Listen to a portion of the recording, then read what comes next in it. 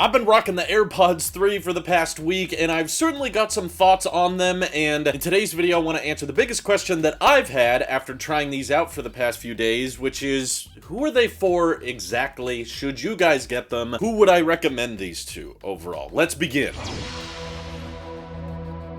I know that sounds kind of pessimistic for the Apple sheep at the beginning, so I think we should highlight the things I like about these from the start, which is, for one, the charge case is great. I love the fact that it MagSafe attaches to MagSafe Duo in my regular charge puck here at my desk, and even though it's not the full metal ring of magnets, just the satisfying click it provides, and the fact that it sticks is so much more clean for the entire ecosystem of inductive charging that Apple offers. So I want this on all the things. I'm glad they added it to AirPods Pro, but honestly I wish they would add it to AirPods 2 as well. I would love MagSafe charging across all the headphones. Find a way to slap MagSafe on AirPods Max, by all means go for it, but the charge case is smaller than AirPods Pro. It's very compact, and it's basically the same size as the AirPods 2, it just opens in the hot dog instead of hamburger unfolding method. I feel like Apple's kind of unmatched when it comes to tiny and compact charge cases, and the fact that the charge case is so small and yet they improved the battery life is really impressive to me. 30 hours total, but 6 hours per bud, which is like the first time Apple has ever gotten battery life to be longer on the individual AirPods, so that's impressive. I used it during my podcast recording last week and it held up great. The microphones sounded fantastic, and the overall design of the pods I think look much cleaner and much more sleek than AirPods 2. I don't know anybody that uses the original AirPods that still like taps them on the side. I feel like most people are annoyed by that method, so they just don't use it, whereas the Force stem is really great. These do truly feel like a combination of AirPods 2 and AirPods Pro. They literally had a baby that was AirPods 3 because you have a lot of the great well-rounded sound quality benefits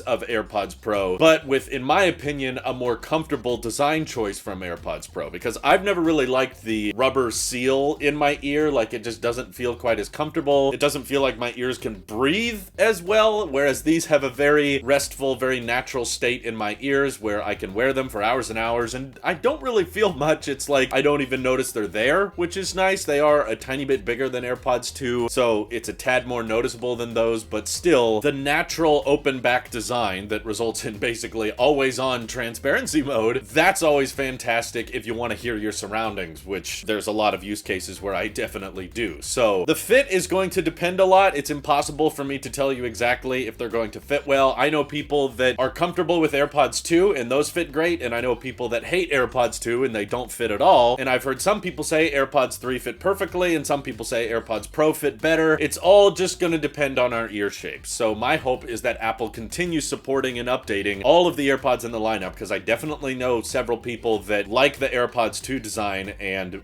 will not be comfortable with the AirPods 3 design. So the Force stem choice of being able to play and pause and activate Siri just by holding on to the stem, that's so much more practical. That's so much better than having to tap on the pod itself. I love the little artificial click sound it plays whenever you hold down on the Force stem. That was really smart. But when it comes to actual audio quality and audio playback, there's actually a bit of a toss-up for me, because I've always said that audio quality is a fairly subjective thing. There's audiophiles out there, which are not me, but at least in my audio listening experience with AirPods 3, it feels like essentially how AirPods Pro sound minus the rubber tips. It feels like pretty much the same levels of bass and mids and highs, and you feel a lot more clarity with the mids and highs, and you feel the bass hitting lower frequencies with AirPods 3, but some people out there, including myself, really like punchy bass that kind of kicks you and you kind of feel it and you can hear it a lot. And maybe I'm wrong, maybe my audio preferences are backwards for some reason, but genuinely I actually prefer the sound of AirPods 2, because even though the bass is so heavy on those that it kind of eats into the mids and highs, I can still hear everything fine. You know, I can still listen to audiobooks and podcasts, and I can still watch YouTube videos on AirPods 2 and they sound fine. AirPods 3 just provides a tad more clarity for those more mids mids and highs use cases, which of course involves a lot of listening to voices and watching YouTube videos, and the bass feels like it's been put into its place, which is why I think audiophiles overall will prefer the sound quality of AirPods 3 if you care about that kind of attention to detail with sound. But if you're an average consumer and you don't really care about the differences between how much bass this one offers or how much mids this one offers and how much highs this one offers, honestly, I think most people should still probably go with AirPods 2. They're $50 cheaper than this, and that gives them a ton of value, and I guess you don't get the force stem, your battery life isn't quite as long. So to come back to that question, who exactly are these for? I would say basically people who are more in the tech community, like people to watch these types of videos, people to listen to tech podcasts who probably will care about having that extra battery life and who care more about engaging with the force stem instead of tapping on the side. If you're in that demographic, I would say yes, the AirPods 3 are worth the additional $50 because you're probably going to notice the subjectively better sound quality, and some of you may prefer the fit and finish of this design, and some of you may prefer the spatial audio stuff, which I'm personally not a fan of. It feels like audio computational things just kind of showing off like, ooh, I can track your head, but is it practical? Is it functional in any way? I don't think so. I don't find it more immersive, and it might just be because I don't watch movies and TV shows with headphones on, pretty much. But in my opinion, spatial audio is not something you should upgrade for. I don't think it makes that big a difference in any audio listening experience. It's kind of like, whoa, okay,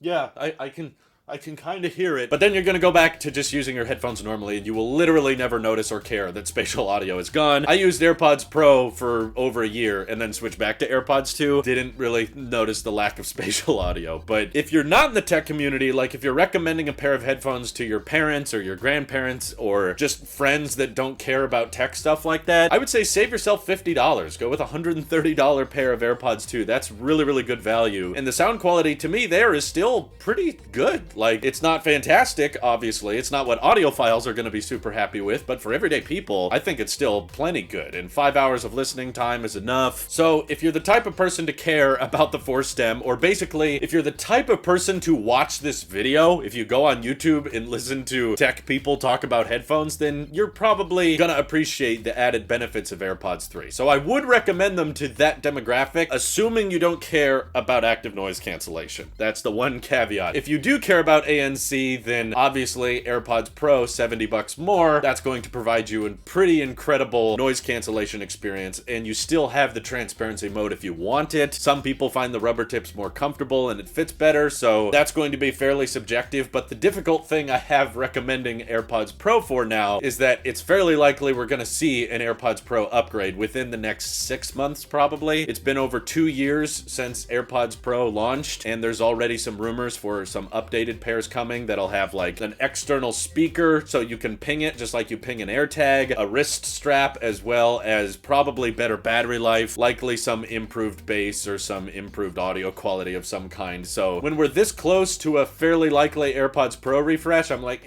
don't really buy them now. But obviously if ANC matters a lot to you, then don't buy AirPods 3 now either. But really that's the only feature I would recommend opting for AirPods Pro for. So I hope that gives you guys some clarity on which AirPods I would recommend for you. If you don't care about noise cancellation, these are great. These are fantastic. Unfortunately, if you're wondering what I'm planning on doing for my personal headphones, I do care about active noise cancellation. On flights, it's been amazing, and we do plan on taking more trips in the future. That's why I got a MacBook. And when mowing the lawn, having active noise cancellation was extremely helpful. They're not the most comfortable headphones in the world for me. It's kind of frustrating that I can't get one pair of headphones that are super comfortable but also have ANC. I can't really find a great middle ground, but my current AirPods Pro are working fine. They get the job done, so I do plan on just continuing to use those. I don't really have a purpose for this, as I already have AirPods 2, and I personally think it's kind of dumb for me to have 2 pairs of headphones where I use one for all of my noise cancellation techniques and I use the other for everything else. I still love the AirPods 2 bass heaviness, and I love how comfortable they sit in my ears, so I kind of have a use for 2 of those, but I do not have a functional use for 3 pairs of AirPods, so I'm drawing the line there. I'm not keeping these, but let me know how you guys feel about them. Have you enjoyed your AirPods 3 listening experience so far? Are there any things you would like changed or adjusted about your AirPods? Feel free to let me know down below. This is your Apple Sheep here. I'll see you guys in the next one.